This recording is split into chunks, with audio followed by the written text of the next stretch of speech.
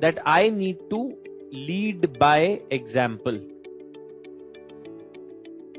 सबसे पहली चीज तो यही है. For example, in this, I would talk about that if I want the organization to not be laid back and lethargic, I should showcase punctuality. I need to be punctual. I need to be always on time in the office so that the others can take inspiration from me.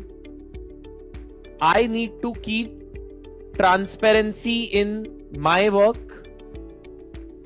So if I showcase transparency in my work, it would encourage others also to showcase transparency, especially those who are below me.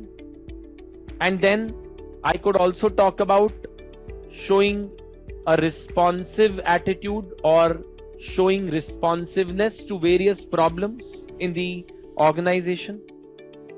So I should not be one who should be unreachable to the members of the organization. I should always be someone who is approachable, who is able to respond to the queries and the challenges and the difficulties that are faced by the people.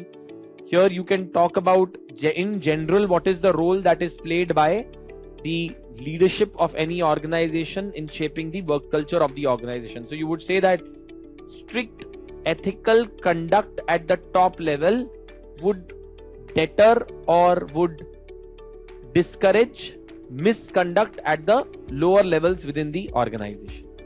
So I would begin my answer by something like this, and then I would go into specifically addressing certain aspects of how to address lethargy and blame shifting. So then the next one is about addressing lethargy. How do I address the issue of lethargy within the organization? See, one of the best ways of addressing lethargy is by having a goal or a target based work culture. So we will not be having a work culture where people need to punch in and punch out. It will not be on the number of hours, but it will be on the basis of whether you are able to achieve the goals that you have set for yourself. So I would therefore talk about a goal based work culture, or I would talk about target based work culture.